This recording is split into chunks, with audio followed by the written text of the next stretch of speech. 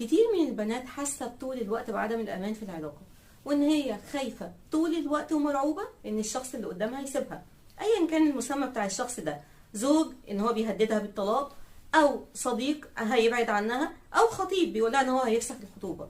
طول الوقت دايره في حلقه مفرغه من الوهم ومن الاحساس الشديد بالحزن ومن الخوف المرعب من الهجر.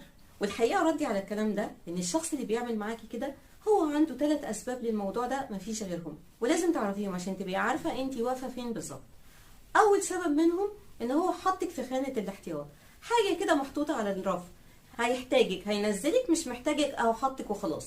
وخليكي عارفه مش انت بس اللي في خانه الاحتياط، هو عنده بدايل، يعني ممكن يكونوا 2 أو 3 في نفس الخانه دي معاكي، بيبدل بينكوا كده، يعني واحده تتشال من على الرف وتنزل والتانيه تتحط مكانها وهكذا، زي لعبه الشطرنج. وطبعا هو مستمتع جدا ان هو بيعمل حاجه زي دي، ومستمتع جدا